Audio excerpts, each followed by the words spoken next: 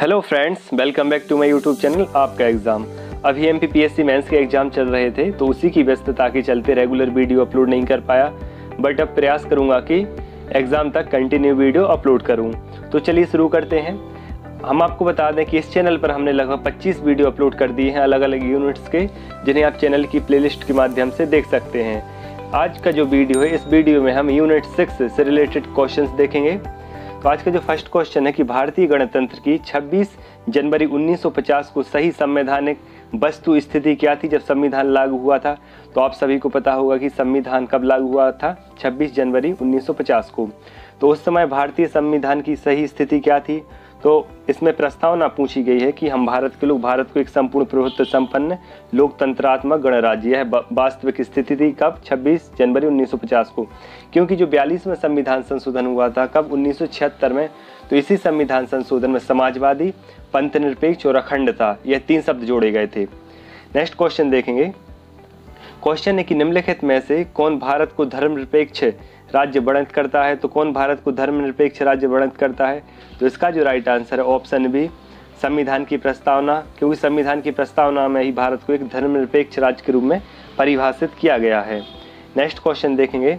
Question है कि निम्नलिखित शब्दों में से कौन से शब्द 42वें संविधान संशोधन द्वारा प्रस्तावना में जोड़े गए थे।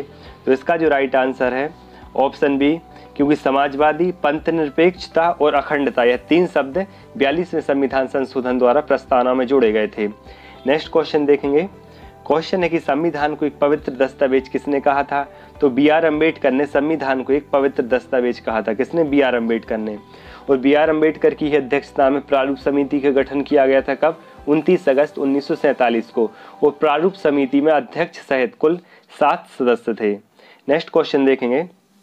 क्वेश्चन है कि संसदीय शासन व्यवस्था में मुख्य रूप से क्या होता है। तो जो संसदीय शासन व्यवस्था है भारतीय संविधान की मुख्य विशेषता है, तो इसमें विधायिका का कार्यपालिका पर नियंत्रण होता है। क्या होता है इसमें, विधायिका का कार्यपालिका पर नियंत्रण होता है संसदीय शासन व्यवस्था में।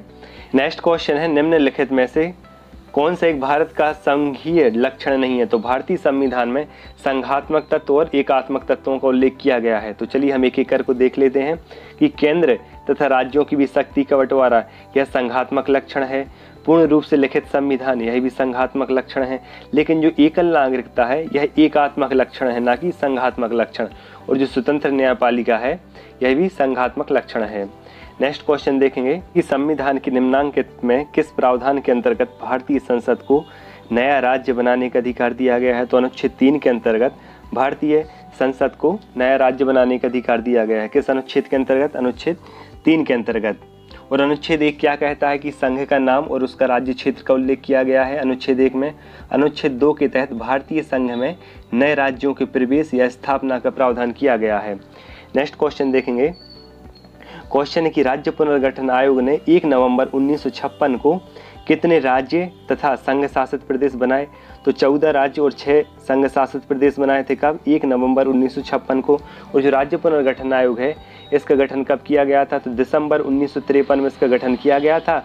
और इसने दिसंबर 1955 में अपनी रिपोर्ट सौंपी थी। और इसके सदस्य कौन कौन थे। तो इसके फजल अली, के.एम. पणिक्कर और हृदयनाथ कुंजरू, यह 3 सदस्यीय आयोग था। नेक्स्ट क्वेश्चन देखेंगे। क्वेश्चन है कि भारत के राष्ट्रपति का निर्वाचन किस प्रकार से होता है। तो भारत के राष्ट्रपति का जो निर्वाचन है अप्रत्यक्ष मतदान से होता है, क्योंकि इसमें जनता प्रत्यक्षतः इसमें भाग नहीं लेती है। और इसके निर्वाचक मंडल में कौन कौन शामिल होता है राष्ट्रपति के निर्वाचक मंडल में। तो लोकसभा तथा राज्यसभा के निर्वाचित सदस्य, दिल्ली, पौंडीचेरी तथा सभी विधानसभाओं के इसमें निर्वाचित सदस्य भाग लेते हैं। और राष्ट्रपति की जो निर्वाचन प्रक्रिया है कहाँ से ली गई है, आयरलैंड के संविधान से। नेक्स्ट क्वेश्चन देखेंगे। क्वेश्चन है कि भारतीय संविधान का कौन सा अनुच्छेद राष्ट्रपति के पद के लिए पुनः निर्वाचन की योग्यता निर्धारित करता है। तो अनुच्छेद 57 है। अनुच्छेद 57 में राष्ट्रपति के पद संबंधी पुनः निर्वाचन की योग्यताओं का उल्लेख किया गया है। किस अनुच्छेद में, अनुच्छेद 57 में। नेक्स्ट क्वेश्चन देखेंगे कि भारत के राष्ट्रपति अपना त्याग पत्र किसको संबोधित करके देता है। तो राष्ट्रपति है, यह उपराष्ट्रपति को अपना त्याग पत्र देता है। किसे, उपराष्ट्रपति को अपना त्याग पत्र देता है कौन, राष्ट्रपति। नेक्स्ट क्वेश्चन देखेंगे। क्वेश्चन है कि भारतीय संविधान के किस अनुच्छेद के तहत राष्ट्रपति पर महाभियोग चलाया जा सकता है। तो अनुच्छेद 61 में राष्ट्रपति पर महाभियोग का उल्लेख किया गया है। किस अनुच्छेद के अंतर्गत, अनुच्छेद 61 में राष्ट्रपति पर महाभियोग का प्रावधान किया गया है और इस राष्ट्रपति पर महाभियोग की जो प्रक्रिया है अमेरिका के संविधान से ली गई है। नेक्स्ट क्वेश्चन है कि जब राष्ट्रपति मृत्यु, त्यागपत्र, पदच्युत या अन्य कारणों से अपने कर्तव्यों को नहीं निभा पाता है तो उपराष्ट्रपति कितने समय तक राष्ट्रपति के रूप में कार्य करता है? तो इसका जो राइट आंसर है ऑप्शन डी, 6 माह तक उपराष्ट्रपति राष्ट्रपति के कृत्यों का निर्वहन कर सकता है। नेक्स्ट क्वेश्चन देखेंगे। क्वेश्चन है कि संविधान के निम्नलिखित अनुच्छेदों में से किस एक के अंतर्गत संघ की कार्यपालिका शक्तियां राष्ट्रपति में निहित होंगी? तो यह किस अनुच्छेद में बताया गया है? तो इसका जो राइट आंसर है वह है ऑप्शन सी, अनुच्छेद 53 में इसका प्रावधान किया गया है कि संघ की जो कार्यपालिका शक्ति हैं वह राष्ट्रपति में निहित होंगी। नेक्स्ट क्वेश्चन देखेंगे।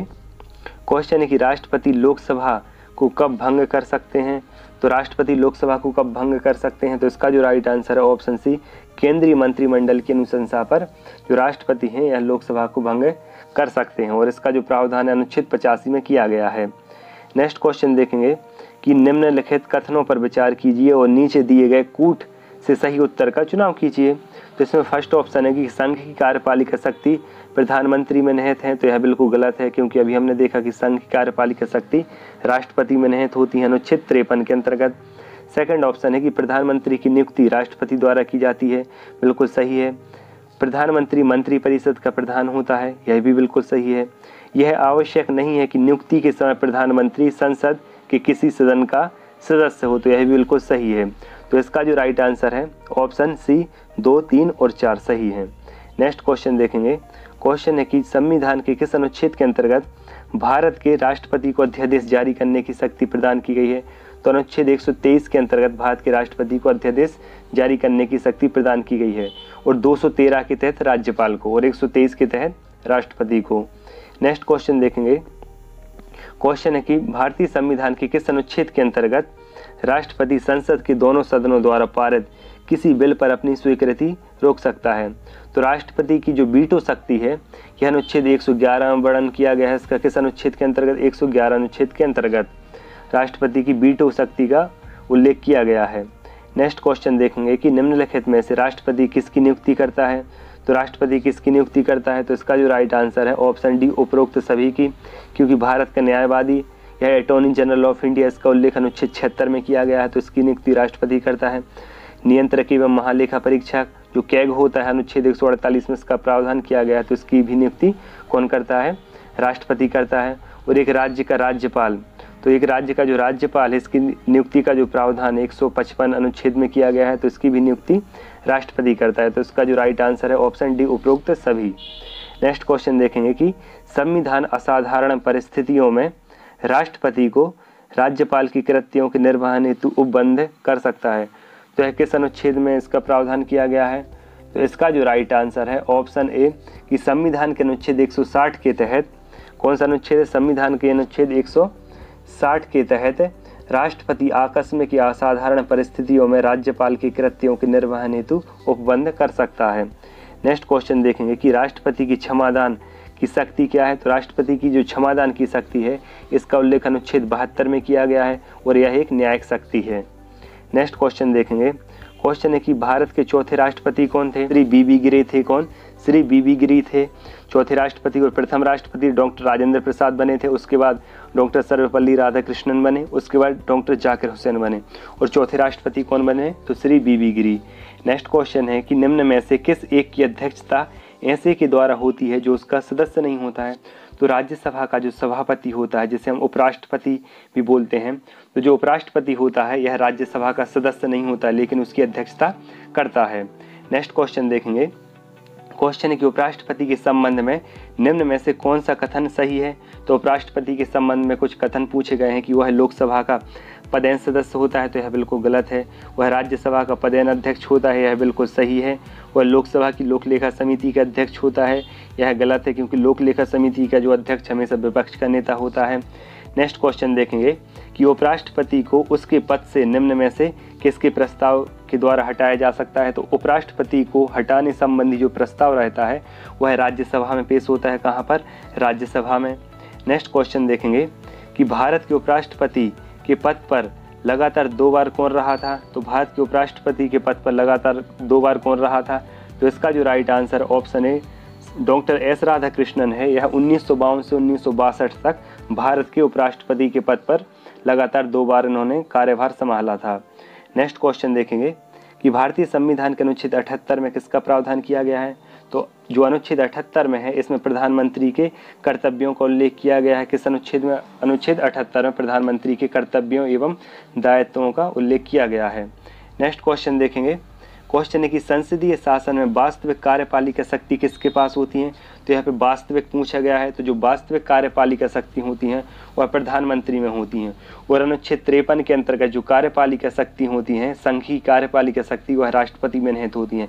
लेकिन यदि वास्तविक पूछा जाए तो उसका जो राइट आंसर रहेगा ऑप्शन बी, प्रधानमंत्री।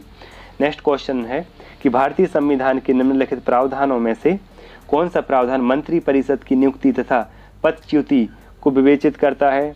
तो इसका जो राइट आंसर है ऑप्शन डी है। कौन सा? ऑप्शन डी है, अनुच्छेद 75। क्योंकि अनुच्छेद 75(1) के अंतर्गत प्रधानमंत्री की नियुक्ति तथा अन्य मंत्रियों की नियुक्ति राष्ट्रपति के द्वारा की जाएगी। और अनुच्छेद जो 75(2) है इसके अंतर्गत राष्ट्रपति के प्रसाद पर्यंत सभी मंत्री अपना पद धारण करेंगे। नेक्स्ट क्वेश्चन देखेंगे। क्वेश्चन है कि मंत्री परिषद सामूहिक रूप से किसके प्रति उत्तरदायी होती है। तो मंत्री परिषद सामूहिक रूप से किसके प्रति उत्तरदायी होती है। तो इसका जो राइट आंसर है लोकसभा के प्रति उत्तरदायी होती है, बिल्कुल सही है। एक संवैधानिक बाध्यता के अंतर्गत, यह भी बिल्कुल सही है। और अनुच्छेद 75(3) के अंतर्गत, तो यह भी बिल्कुल सही है। और अनुच्छेद 74(3) तो यह गलत है। तो इसका जो राइट आंसर हो जाएगा 1, 2 और 3। नेक्स्ट क्वेश्चन देखेंगे। क्वेश्चन है कि निम्नलिखित में से कौन सा शब्द या शब्दावली भारत के संविधान में उल्लिखित नहीं है। तो कौन सी शब्दावली है या भारत के संविधान में उल्लिखित नहीं है। तो जो बजट शब्द है, कौन सा बजट शब्द है या भारत के संविधान में इसका उल्लेख नहीं किया गया है। बजट के स्थान पर वार्षिक वित्तीय विवरण इस शब्द का उल्लेख किया गया है। किसका? बजट के स्थान पर वार्षिक वित्तीय विवरण शब्द का उल्लेख किया गया है। और इसका उल्लेख किस अनुच्छेद में किया गया है? अनुच्छेद 112 के अंतर्गत। नेक्स्ट क्वेश्चन देखेंगे कि संविधान में मंत्रिमंडल शब्द एक ही बार प्रयोग हुआ है और वह है। तो संविधान में जो मंत्रिमंडल शब्द है यह किस अनुच्छेद के अंतर्गत इसका प्रयोग किया गया है। तो इसका जो राइट आंसर है ऑप्शन ए, अनुच्छेद 352 के अंतर्गत मंत्रिमंडल शब्द का प्रयोग किया गया है। और इसमें क्या कहा है कि मंत्रिमंडल की लिखित रूप में सूचना के आधार पर ही राष्ट्रपति आपातकाल की घोषणा कर सकता है। इसमें मंत्रिमंडल की लिखित सूचना आवश्यक होती है। नेक्स्ट क्वेश्चन देखेंगे। क्वेश्चन है कि भारत सरकार के मुख्य विधि परामर्शदाता कौन होता है। तो मुख्य विधि परामर्शदाता पूछा गया है तो अटॉर्नी जनरल ऑफ इंडिया है, यह भारत का मुख्य विधि परामर्शदाता होता है। और इसका जो प्रावधान है अनुच्छेद 76 के अंतर्गत किया गया है। नेक्स्ट क्वेश्चन देखेंगे कि भारत के नियंत्रक एवं महालेखा परीक्षक की नियुक्ति किसके द्वारा की जाती है। तो जो कैग होता है इसकी नियुक्ति राष्ट्रपति के द्वारा की जाती है। किसके द्वारा? राष्ट्रपति के द्वारा, अनुच्छेद 148 के अंतर्गत। नेक्स्ट क्वेश्चन देखेंगे। क्वेश्चन है कि नियंत्रक एवं महालेखा परीक्षक की टीका टिप्पणी पर उचित कार्रवाई की अंतिम जिम्मेदारी किसे होती है। तो जो कैग अपनी रिपोर्ट सौंपता है यह किसे सौंपता है? राष्ट्रपति को सौंपता है रिपोर्ट को। राष्ट्रपति उस रिपोर्ट को संसद के समक्ष प्रस्तुत करता है। तो इसका जो राइट आंसर है ऑप्शन सी है। और संसद में ही उसी रिपोर्ट पर बहस होती है, कैग की रिपोर्ट पर। नेक्स्ट क्वेश्चन है कि भारत के संविधान में निर्धारित किए गए लोकसभा में सदस्यों की अधिकतम संख्या कितनी हो सकती है। तो अधिकतम जो संख्या है 552 हो सकती है। कितनी? 552 अधिकतम संख्या हो सकती है लोकसभा में। नेक्स्ट क्वेश्चन देखेंगे कि क्वेश्चन है कि निम्न संवैधानिक संशोधन में से कौन से राज्यों से निर्वाचित होने वाले लोकसभा के सदस्यों की संख्या में वृद्धि करने से संबंधित है। तो इसका जो राइट आंसर है ऑप्शन सी है। क्योंकि 7वां और जो 31वां संविधान संशोधन है यह लोकसभा में जो सीटों की संख्या है उसमें वृद्धि करने से संबंधित है। यदि हम मूल संविधान में देखें तो लोकसभा में सब सीटों की जो संख्या है 500 थी। कितनी? मूल संविधान में लोकसभा में सीटों की कितनी संख्या थी? 500 थी। लेकिन जो 7वां संविधान संशोधन हुआ था 1956 के अंतर्गत, तो उसमें जो लोकसभा की सीटों की संख्या 525 हो गई। और 31वां संविधान संशोधन हुआ था जो, उसके अंतर्गत लोकसभा सीटों की संख्या 547 हो गई। लेकिन वर्तमान में कितनी है? तो 552 है। नेक्स्ट क्वेश्चन देखेंगे। क्वेश्चन है कि निम्नलिखित राज्यों या संघ शासित क्षेत्रों के समूहों में से किसकी लोक भाषाओं में केवल एक सीट है। तो इसका जो राइट आंसर ऑप्शन डी है, चंडीगढ़, सिक्किम और मिजोरम। ये ऐसे राज्य हैं जहां पर केवल एक ही लोकसभा सीट है। कौन कौन से? चंडीगढ़, सिक्किम और मिजोरम में। नेक्स्ट क्वेश्चन देखेंगे। क्वेश्चन है कि निम्न युग्मों में से कौन सा सही नहीं है। तो यहाँ पर राज्य दिए गए हैं और उससे संबंधित लोकसभा में सीटें पूछी गई हैं। तो यहाँ से हर बार 1 या 2 क्वेश्चन पूछे जाते हैं। तो आप लोग सभी राज्यों की लोकसभा और राज्यसभा सीटें याद कर लीजिएगा। तो इसमें पूछा गया है कि आंध्र प्रदेश में कितनी सीटें हैं, तो 25 हैं, यह बिल्कुल सही है। असम में 13 सीटें हैं, तो यह गलत है क्योंकि असम में 14 सीटें हैं ना कि 13। पंजाब में 13 सीटें हैं, यह भी बिल्कुल सही है। पश्चिम बंगाल में 42 सीटें हैं, तो यह भी बिल्कुल सही है, लेकिन असम में 14 सीटें हैं ना कि 13। नेक्स्ट क्वेश्चन देखेंगे। क्वेश्चन है कि लोकसभा के स्पीकर का निर्वाचन होता है, तो लोकसभा के स्पीकर का निर्वाचन कैसे होता है, तो इसका राइट आंसर क्या है, तो इसका जो राइट आंसर है ऑप्शन सी है। लोकसभा के स्पीकर का चयन लोकसभा के सभी सदस्यों के द्वारा किया जाता है। किसके द्वारा? लोकसभा के सभी सदस्यों के द्वारा किया जाता है लोकसभा अध्यक्ष का निर्वाचन। नेक्स्ट क्वेश्चन देखेंगे कि संविधान के निम्न अनुच्छेदों में से कौन एक उपबंधित करता है कि मत बराबर होने की दशा में लोकसभा अध्यक्ष का मत निर्णायक होगा। तो जो कास्टिंग वोट का अधिकार रहता है, कास्टिंग वोट का अधिकार किसके पास? लोकसभा अध्यक्ष के पास होता है। और किसी विधेयक पर यदि पक्ष और विपक्ष में बराबर मत पड़े तो उस स्थिति में लोकसभा अध्यक्ष के पास यह अधिकार होता है कि वह अपना निर्णायक मत दे सके। तो इसका प्रावधान किस अनुच्छेद के अंतर्गत किया गया है? तो अनुच्छेद 100 के अंतर्गत इसका प्रावधान किया गया है। तो इसका जो राइट आंसर हो जाएगा ऑप्शन सी, अनुच्छेद 100। नेक्स्ट क्वेश्चन देखेंगे कि राज्यसभा के सदस्यों का कार्यकाल कितने वर्ष का होता है। तो राज्यसभा के सदस्यों का जो कार्यकाल है 6 वर्ष का होता है। कितने वर्ष का? 6 वर्ष का होता है। और इसमें 1/3 सदस्य प्रत्येक 2 वर्ष पश्चात रिटायर हो जाते हैं। कितने? 1/3 सदस्य प्रत्येक 2 वर्ष पश्चात इसमें रिटायर हो जाते हैं राज्यसभा में। नेक्स्ट क्वेश्चन देखेंगे कि राष्ट्रपति द्वारा राज्यसभा में कितने व्यक्ति मनोनीत किए जाते हैं। तो राष्ट्रपति द्वारा राज्यसभा में कितने व्यक्ति मनोनीत किए जाते हैं? तो अनुच्छेद 80 के अंतर्गत राष्ट्रपति है जो राज्यसभा में 12 सदस्यों का मनोनयन करता है। कितने सदस्यों का? 12 सदस्यों का मनोनयन करता है। और यह जो सदस्य होते हैं 12, यह साहित्य, विज्ञान, कला और समाज सेवा आदि के क्षेत्र में विशेष ज्ञान रखने वाले होते हैं। नेक्स्ट क्वेश्चन देखेंगे। क्वेश्चन है कि राज्यसभा के संदर्भ में निम्नांकित में से कौन सा कथन सही है। तो राज्यसभा के संदर्भ में कौन सा कथन सही है? इसके 1/3 सदस्य प्रत्येक 2 वर्ष में अवकाश प्राप्त कर लेते हैं, यह बिल्कुल सही है। तो इसका जो राइट आंसर हो जाएगा ऑप्शन ए। नेक्स्ट क्वेश्चन देखेंगे। क्वेश्चन है कि भारतीय संविधान के अंतर्गत निम्नलिखित में से कौन सा अनुच्छेद संसद को राज्य सूची के विषय में विधि बनाने का अधिकार दिया गया है। तो यह केंद्र राज्य संबंधों के अंतर्गत यह प्रावधान आते हैं। तो इसमें पूछा गया है कि संसद को राज्य सूची के किसी भी विषय पर विधि या कानून बनाने के अधिकार का जो उल्लेख है यह किस अनुच्छेद में किया गया है। तो इसका जो राइट आंसर है ऑप्शन डी, अनुच्छेद 249 के तहत यह प्रावधान किया गया है कि संसद है राज्य सूची के किसी भी विषय पर कानून बना सकती है। नेक्स्ट क्वेश्चन देखेंगे। क्वेश्चन है कि निम्नलिखित में से कौन संसद का अनन्य भाग नहीं है। तो संसद है यह राष्ट्रपति, लोकसभा और राज्यसभा से मिलकर बनती है और जो उपराष्ट्रपति है यह संसद का अभिन्न अंग नहीं होता है। नेक्स्ट क्वेश्चन है कि निम्नलिखित में से कौन सा एक कथन सही है। यहाँ धन विधेयक के संबंध में कुछ ऑप्शंस दिए गए हैं। फर्स्ट है कि धन विधेयक राज्यसभा में पुनः स्थापित किया जाता है, तो यह बिल्कुल गलत है। धन विधेयक संसद के दोनों सदनों में से किसी में भी पुनर्स्थापित किया जा सकता है, तो यह बिल्कुल गलत है। धन विधेयक लोकसभा में पुनर्स्थापित नहीं किया जा सकता, यह भी बिल्कुल गलत है। और धन विधेयक लोकसभा में पुनर्स्थापित किया जाता है, तो यह बिल्कुल सही है, क्योंकि धन विधेयक की जो परिभाषा दी गई है वह अनुच्छेद 110 में दी गई है और जो प्रक्रिया का उल्लेख किया गया है वह अनुच्छेद 109 के अंतर्गत किया गया है। नेक्स्ट क्वेश्चन देखेंगे। क्वेश्चन है कि संविधान के किस अनुच्छेद के अंतर्गत धन विधेयक को परिभाषित किया गया है। तो जो धन विधेयक की परिभाषा है यह अनुच्छेद 110 में इसका प्रावधान किया गया है। किस अनुच्छेद में? 110 में। नेक्स्ट क्वेश्चन है कि केंद्र सरकार तथा राज्यों के मध्य आर्थिक संबंधों की विवेचना की गई है। तो जो आर्थिक संबंध है केंद्र और राज्य सरकार के मध्य, इनका जो प्रावधान है अनुच्छेद 268 से 281 तक किया गया है। कहाँ से? अनुच्छेद 268 से अनुच्छेद 281 तक और भाग 12 में। नेक्स्ट क्वेश्चन देखेंगे। क्वेश्चन है कि संविधान के किस प्रावधान में कहा गया है कि विधि के प्राधिकार के बिना ना तो कोई कर लगाया जा सकता है और ना ही एकत्रित किया जा सकता है। तो इसका प्रावधान किस अनुच्छेद में किया गया है? अनुच्छेद 265 के अंतर्गत इसका प्रावधान किया गया है कि विधि के प्राधिकार के बिना ना तो कोई कर लगाया जा सकता है और ना ही एकत्रित किया जा सकता है। नेक्स्ट क्वेश्चन देखेंगे।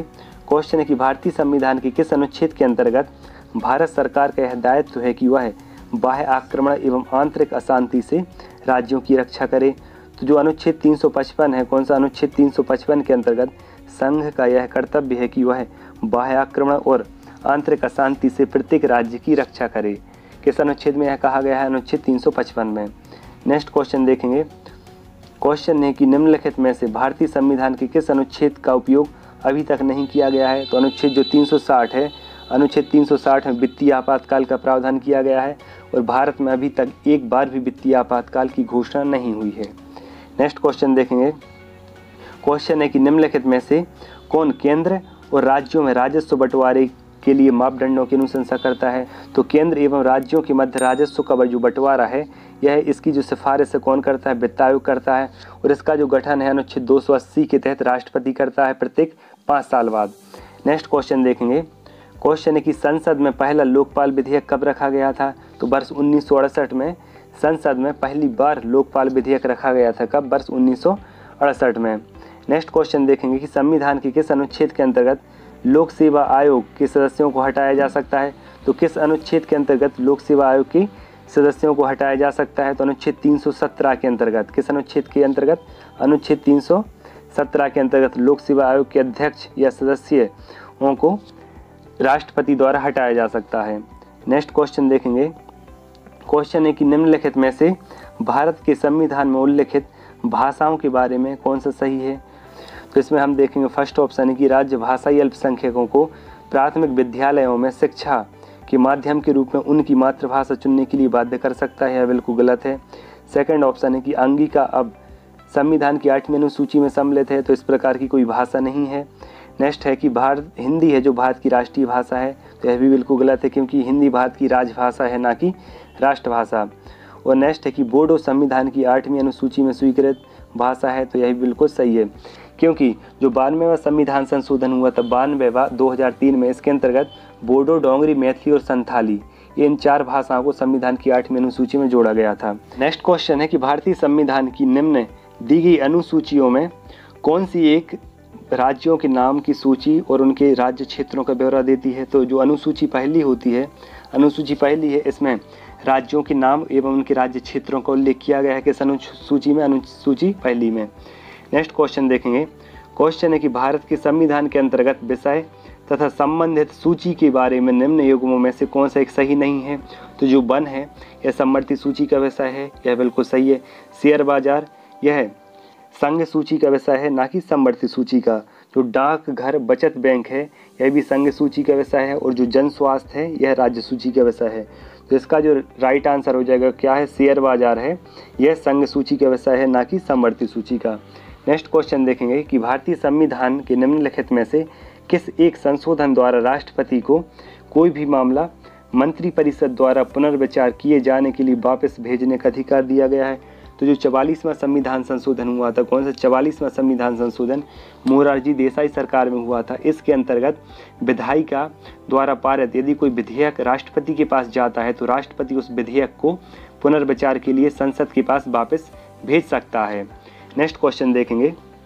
क्वेश्चन है कि नियंत्रक एवं लेखा परीक्षक की नियुक्ति राष्ट्रपति के द्वारा होती है, उसे अपने पद से हटाया जा सकता है। तो जो नियंत्रक एवं महालेखा परीक्षक होता है, जो कैग होता है, इसका उल्लेख अनुच्छेद 148 से अनुच्छेद 151 तक किया गया है और इसमें जो नियुक्ति होती है वह राष्ट्रपति द्वारा की जाती है और राष्ट्रपति द्वारा ही उसे उसी विधि से हटाया जा सकता है जो सुप्रीम कोर्ट के न्यायाधीशों को हटाने के लिए प्रयुक्त होती है, अर्थात महाभियोग के आधार पर कैग को हटाया जा सकता है। और किसके द्वारा हटाया जाता है? राष्ट्रपति के द्वारा, महाभियोग की प्रक्रिया के आधार पर।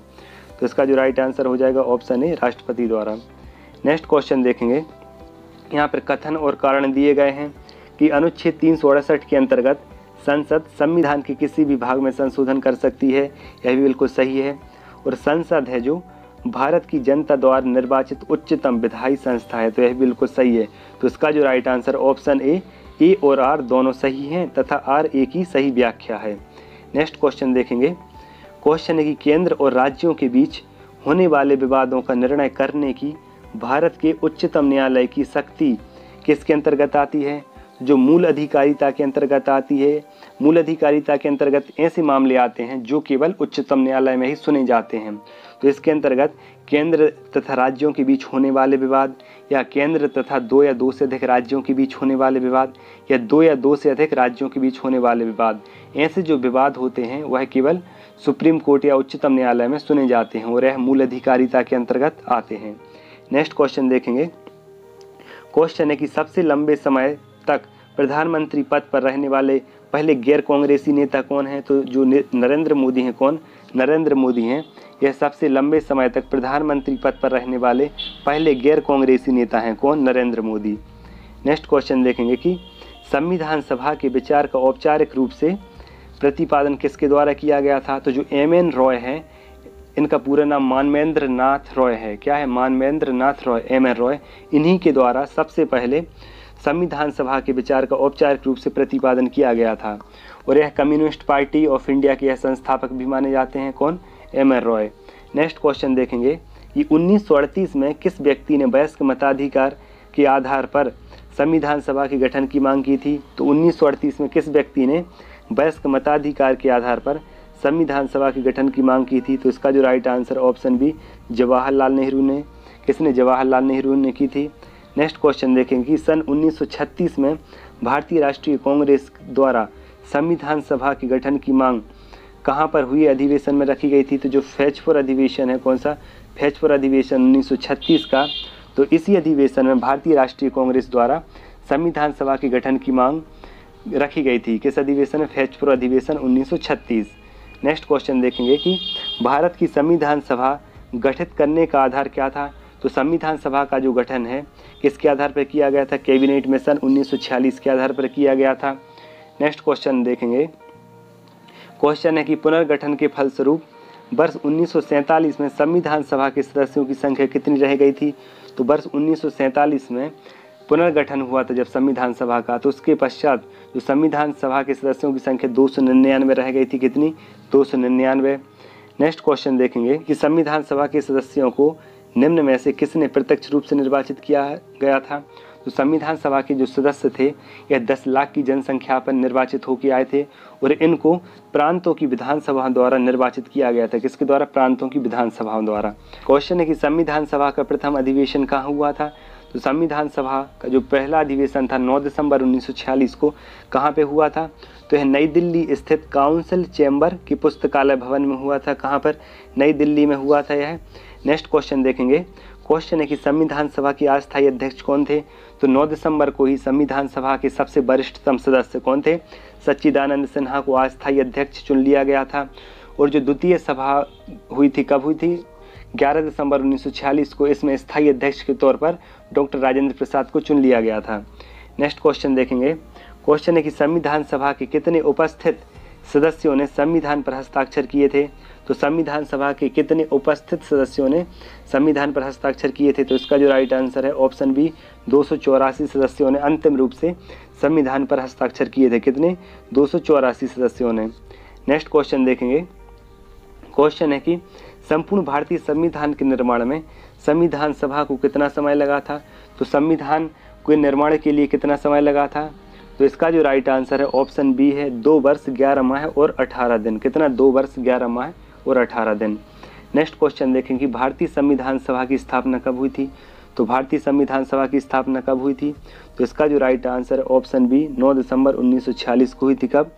9 दिसंबर 1946 को की गई थी। नेक्स्ट क्वेश्चन देखेंगे। क्वेश्चन है कि 11 दिसंबर 1946 को किसे संविधान सभा का स्थायी अध्यक्ष चुन लिया गया था?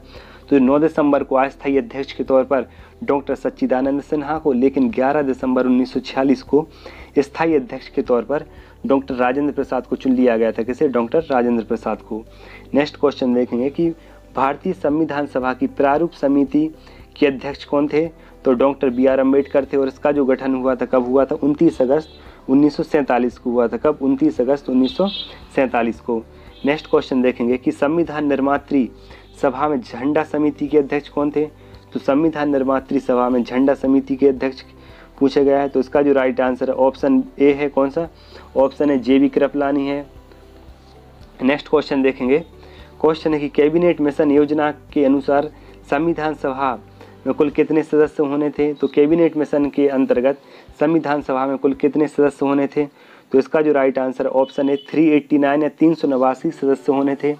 नेक्स्ट क्वेश्चन देखेंगे कि लोकसभा में अनुसूचित जाति एवं अनुसूचित जनजाति के लिए सीटों का आरक्षण संविधान के किस अनुच्छेद के अंतर्गत इसका प्रावधान किया गया है?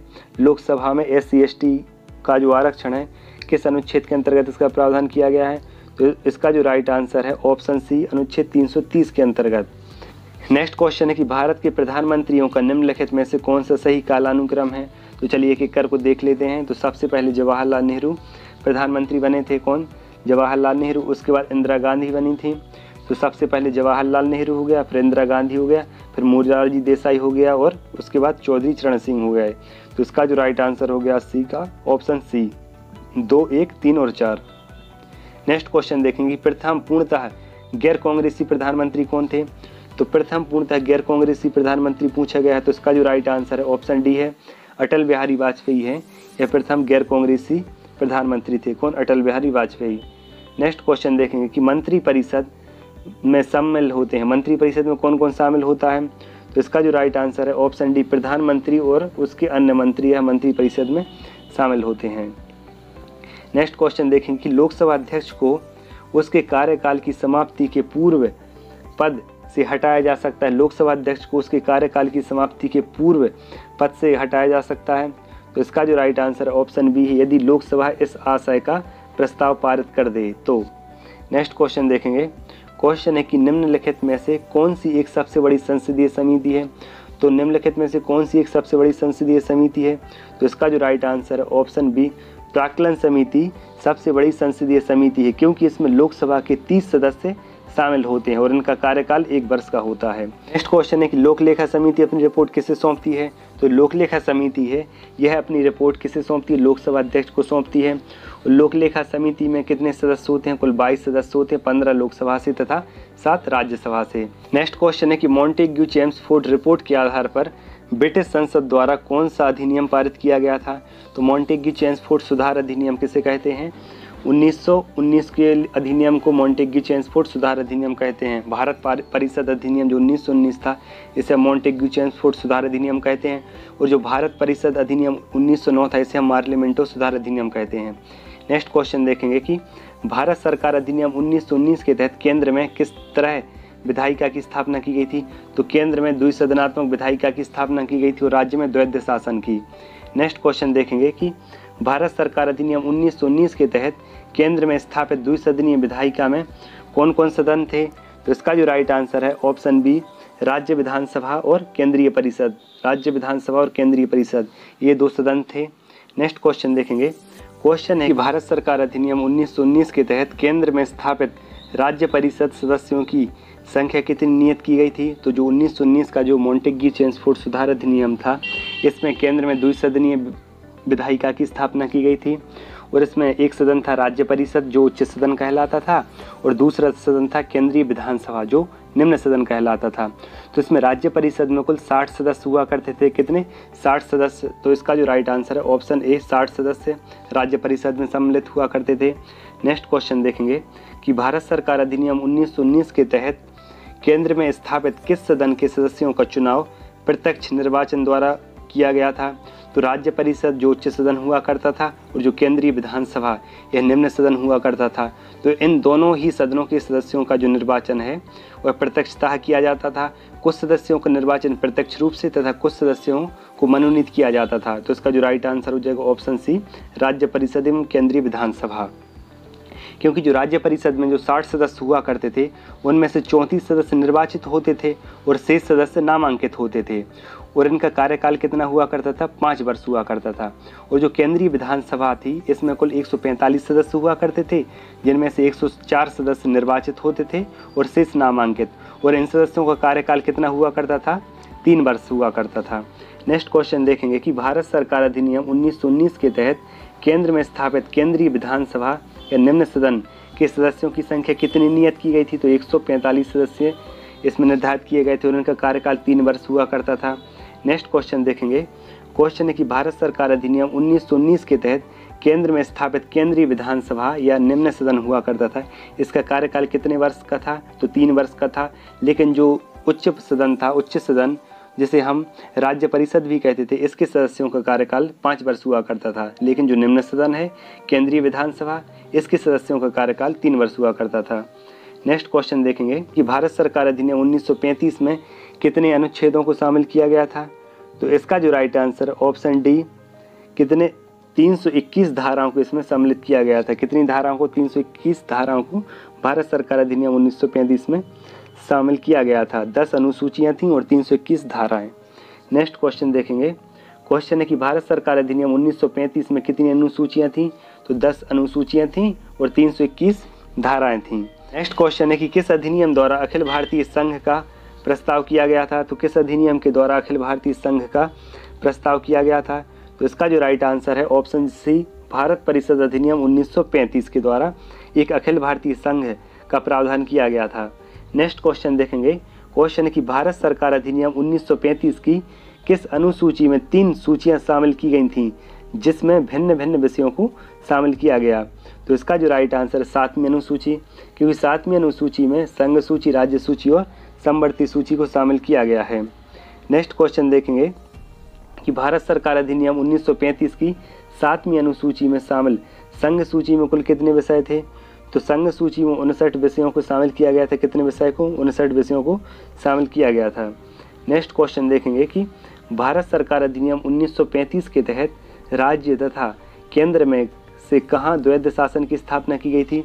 तो 1935 का जो अधिनियम था इसमें जो राज्यों में द्वैध शासन था उसे समाप्त करके केंद्र में लागू कर दिया गया था। किस अधिनियम के तहत? भारत सरकार अधिनियम 1935 के तहत। नेक्स्ट क्वेश्चन है कि भारत सरकार अधिनियम 1935 के तहत केंद्र में स्थापित विधायिका के सदन राज्य परिषद की कुल कितनी सदस्य संख्या थी? तो इसका जो राइट आंसर है ऑप्शन सी, 260 सदस्य थे।